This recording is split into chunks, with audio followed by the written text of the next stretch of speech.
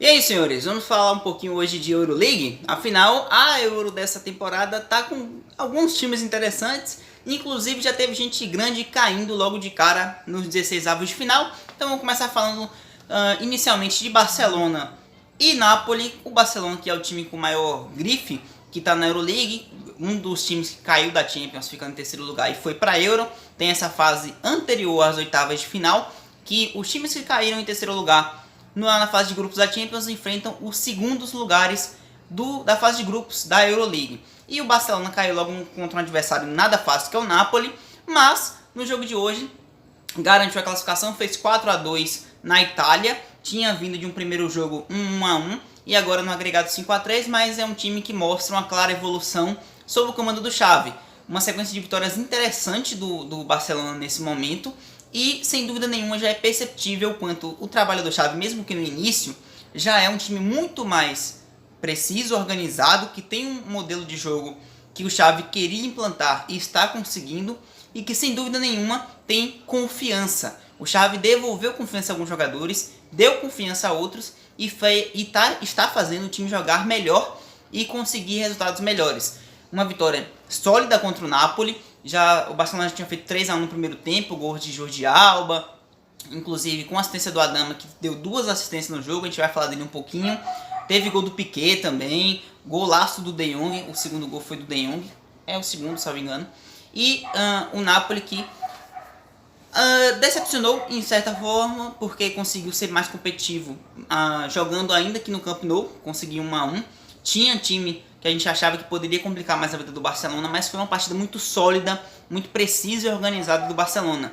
O Xavi conseguindo ampliar cada vez mais o nível de futebol apresentado pelo Barcelona, dando confiança aos jogadores, como eu já disse, os caras jogando melhor. É um time que, além de um trabalho inicial do Xavi, é um time mais para o futuro do que para agora. Tem muitos jogadores jovens ali ainda, mas que já apresentam muito futebol, como o Pedri, como o Gavi. Você tem o próprio Ronald Araújo cada vez crescendo mais. Então é um time que teoricamente vai estar pronto lá na frente, mas que já dá bons frutos agora. E com as contratações feitas nessa última janela e se encaixando muito bem. Você teve uma atuação hoje do Adama Traoré, que está longe de ser um cara muito técnico, mas é um cara rápido, físico e que se entrega para o time. Hoje ele deu 2 assistências e já vem fazendo partidas interessantes nas últimas atuações com a camisa do Barcelona. Talvez ele já tenha feito mais nesse iniciozinho de passagem pelo Barcelona do que tinha feito na temporada até a metade com o Wolverhampton. O cara que está se encaixando bem. E o Aubameyang também, que hoje fez mais um gol, um golaço. O quarto gol já no segundo tempo foi do Alba, se encaixando muito bem também no esquema do Xavi. Pelo contrário do que até o próprio Xavi acredito que imaginava lá atrás, que o Alba tem mais aquela pinta de jogador para velocidade, para o jogo no contra-ataque, para o jogo em transição rápida.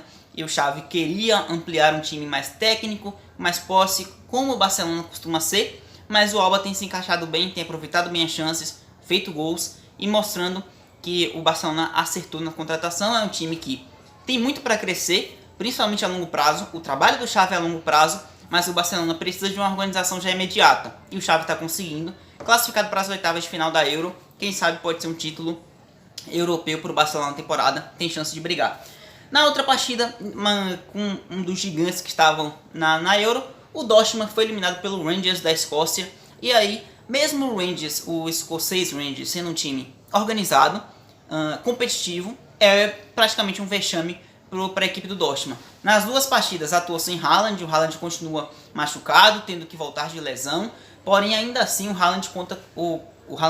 Dortmund conta com um time com muito mais investimento, com muito mais qualidade individual. Você tem jovens como o Bellingham, você tem o Royce que joga muita bola, você tem o Malen se encaixando, o Hummels, muitos jogadores com qualidade individual acima do que o do Rangers tem, mas o Rangers foi fatal, principalmente na primeira partida. Já tinha feito um 4-2 no Dortmund no Signal Iduna Park, o que é muito complicado, e o Rangers conseguiu, e agora empatou em 2-2 em casa, 2 gols do Tavernier, um cara que só não está num time maior porque foi despontar para o futebol com idade maior, ele tem 29 anos, só me engano, mas um Dortmund que sofre muito defensivamente, talvez seja o principal ponto do Dortmund, consegue atacar bem, consegue criar espaços, é um time ofensivo, vinha de um 6-0 contra o Borussia Mönchengladbach na Bundesliga, mas sofre defensivamente, e o Rangers soube aproveitar. teve muito menos posse, o Dortmund finalizou com 66% de posse, mas o Rangers foi fatal, chutou mais de 10 bolas ao gol e 2 delas resultaram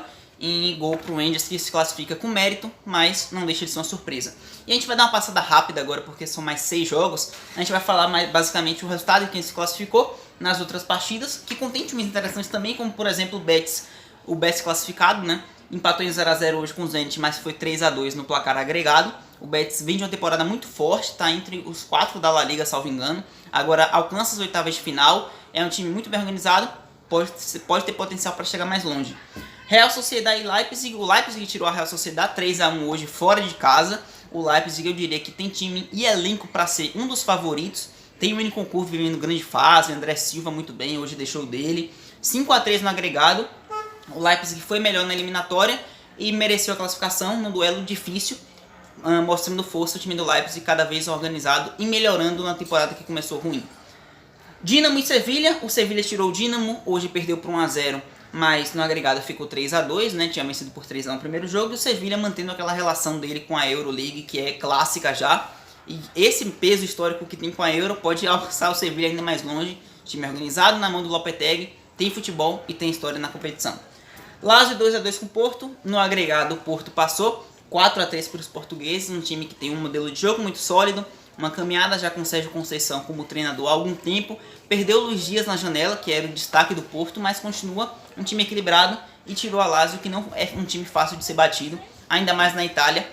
Passou de um sistema sólido 2 vezes.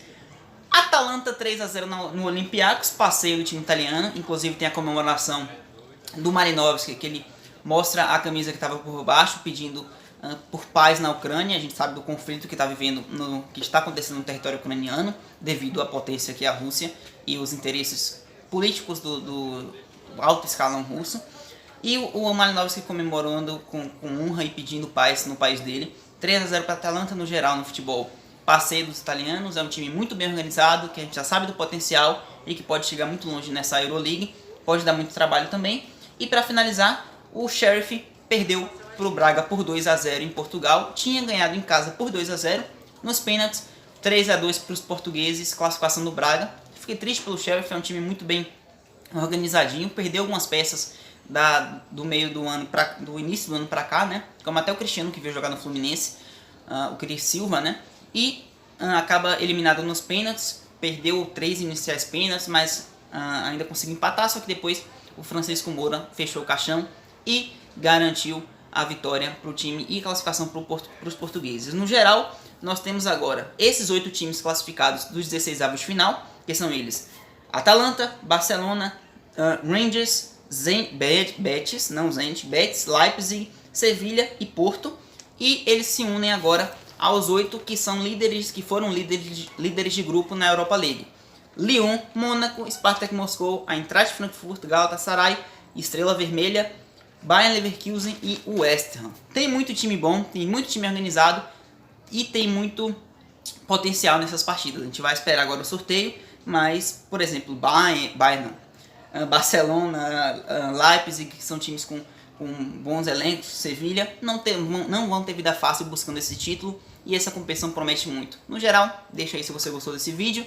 Não esquece de, além disso, comentar também o que é que você esperou, que jogo que você assistiu, para quem você está torcendo. E compartilha que ajuda demais o canal. Valeu, tamo junto.